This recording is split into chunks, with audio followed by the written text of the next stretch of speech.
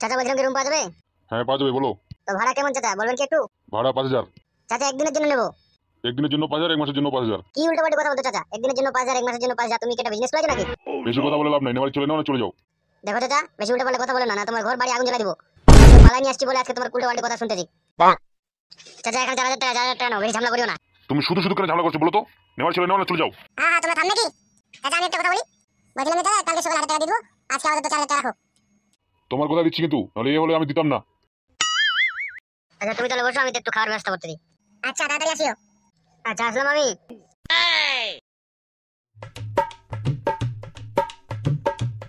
দাদা এত টেনশন করলে হবে? কিছু একটা ব্যবস্থা করতে হবে তো। তুই ঠিক বলেছিস, ফালতু কিছু একটা ব্যবস্থা করতে হবে। দাদা কি করতে হবে বলো, আমরা করছি। শালা আমার মান সম্মান সমস্ত কিছু নষ্ট করে দিয়ে গেল। মন্ত্রী সাহেব বলে কথা, আমার ধুলায় মিশিয়ে দিল সবকিছু, মান সম্মান।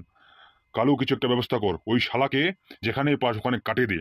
কি ব্যবস্থা করতে হবে কর, আমি কিছু এখন বলতে পারবো না তোকে।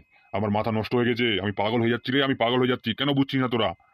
বাবা আমি অত কিছু জানি না, আমার মাকে চাই, যেই করে হোক মাকে চাই। আমি মাকে ছাড়া থাকতে পারবো না।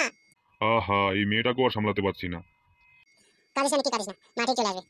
ওকে নিয়ে আসে কি আর নেওয়া যায়? মান সম্মান সমস্ত কিছু আমার ধুলায় মিশিয়ে দিয়ে চলে গেলো, ওকে আর আমি নিবো? ও আমার সমস্ত কিছু মান সম্মান ধুলায় মিশিয়ে দিয়ে গেলো, এমন একটা কাম করে গেলো। ওকে আমি বললাম সেদিন যে এগুলো উল্টো পাল্টে কিছু কাজ করিস না, করিস না, আমার মান সম্মান সমস্ত ধুলস্ত মিশিয়ে যাবে। শেষ কারণে আমার মান সম্মান সমস্ত ধুলে মিশিয়ে দিয়ে চলে গেলো। কালু যেভাবে হোক ওই শালীর বেটির শালীকে, ওর ওই বাইঞ্চোদের বেটা বাইঞ্চোদকে যেইভাবে হোক, যেখান থেকে হোক খুঁজে বার কর, আর দুজনকে সামনাসামনি নিয়ে আমি নিজের হাতে ওদেরকে গুলি করে মারবো। আচ্ছা দাদা কি করতে হবে বলো? দাদা আমি একটা আইডিয়া দেবো। কিরে বল। এমন এমন তো করে আর খুঁজে বার করা যাবে না দাদা। আমি একটা কথা বলতেছি, সমস্ত জায়গায় ম্যাচিং করে দিই, ওই শালার বেটা শালাকে যেখানে হোক খুঁজে বার করবোই, তাহলে বেশি সময় লাগবে না। ফালতু ঠিক বলেছে দাদা। আচ্ছা বেশ, তাহলে এক কাম কর, সব জায়গায় মাইকিং করে দে, যেখানে হোক ওই শুয়োরের বাচ্চা শুয়োরকে তুলে আন। কালু চল তাহলে গাড়ি বার কর। আচ্ছা চল। আচ্ছা তোরা বাইরে বস, আমি দাদাকে বসে আসতেছি। দাদা একটু মাথা ঠান্ডা করো, একটু বসো। ফালতু বসে কি করবো রে? বুঝতে পারছিস না আমার মান সম্মান সমস্ত কিছু ধুলে মিশিয়ে দিয়ে গেছে ওই বেটি শালী। আচ্ছা দাদা আমি তো বুঝতে পারছি বউ হারানো কত জ্বালা, কিন্তু আমি বলতেছি তুমি যদি এইভাবে ভেঙে পড়ো তাহলে আর কিভাবে চলবে? কিছু তো একটা ব্যবস্থা করতে হবে না? তুমি এইভাবে মূল লটকা থাকলে হবে? তুমি এখানে বসো, আমি দেখতেছি বাকিটা। আচ্ছা বেশ, আমি বসলাম, যা তুই বাকিটা তুই দেখ, আমি এদেরকে সামলাচ্ছি। আচ্ছা ঠিক আছে দাদা, আমি বাকিটা সামলে নেবো। আনন্দের সংবাদ, আনন্দের সংবাদ, মন্ত্রী সাহেবের বউকে নিয়ে পালিয়ে গেছে পাশের পাড়ার ফুটো। আপনারা যদি কেউ দেখতে পান তাহলে মন্ত্রী সাহেবের সঙ্গে যোগাযোগ করুন। মন্ত্রী সাহেব নিজের হাতে 10 লাখ টাকা তাকে পুরস্কার দেওয়া হবে। হ্যাঁ আপনারা ঠিকই শুনেছেন, মন্ত্রী সাহেব 10 লাখ টাকা পুরস্কার দেবে। যদি পাশের পাড়ার ফুটোকে ওর মন্ত্রীর বউকে যদি ধরতে পারেন তাহলে আপনাদেরকে 10,000 টাকা নগদ ক্যাশ দেওয়া হবে। আপনাদেরকে সবাইকে বলে গেলাম, মাইকিং করে যাচ্ছি, সবাই যেন শুনে রাখেন।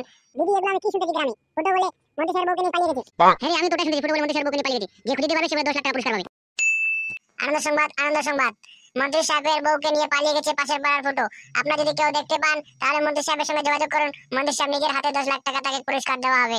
আপনারা কান খুলে শুনে রাখুন। হ্যাঁ আপনারা ঠিকই শুনেছেন, মন্ত্রী সাহেবের বউকে নিয়ে পাশের পাড়ার ফুটো পালিয়ে গেছে।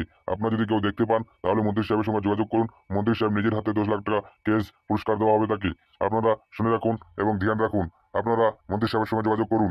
দাদা আমি এগুলো কি শুনছি দাদা? ফুটো বলে মন্ত্রী সাহেবের বউকে নিয়ে পালিয়ে গেছে? হ্যাঁ আমি তো ওটাই শুনতেছি, ফুটো বলে মন্ত্রী সাহেবের বউকে নিয়ে পালিয়ে গেছে। সেদিন তো ফুটোকে খুঁজতে তো 2টা পুলিশ আসছিল, আজকে আবার শুনছি যে ফুটো বলে মন্ত্রী সাহেবের বউকে নিয়ে পালিয়ে গেছে। যা সালা একটা কামই হবে। দাদা এগুলো কি চলতেছে? আজকাল মন্ত্রী বউগুলো পালাতে লাগছে। সবে দুনিয়া রে, সবে দুনিয়া, আমি কি বলবো আর। সমস্ত গ্রামবাসীদেরকে বলা হলো যে পাশের পাড়ার ফুটো মন্ত্রী বউকে নিয়ে চলে গেছে। আপনারা যদি দেখতে পান তাহলে অবশ্যই মন্ত্রী সাহেবের সঙ্গে যোগাযোগ করবেন, 10 লাখ টাকা পুরস্কার নিয়ে চলে যাবেন। হ্যাঁ দাদারা, হ্যাঁ দিদিরা, আপনারা ঠিকই শুনেছেন, মন্ত্রী সাহেবের বউকে নিয়ে ফুটো পালিয়ে গেছে। আপনারা যদি কেউ দেখতে পান তাহলে মন্ত্রী সাহেবের সঙ্গে যোগাযোগ করবেন। মন্ত্রী সাহেব নিজের হাতে 10 লাখ টাকা পুরস্কার দেবে। আপনারা মনে রাখবেন, অফারটি মিস করবেন না। তাড়াতাড়ি ফুটোকে খোঁজার ব্যবস্থা করুন।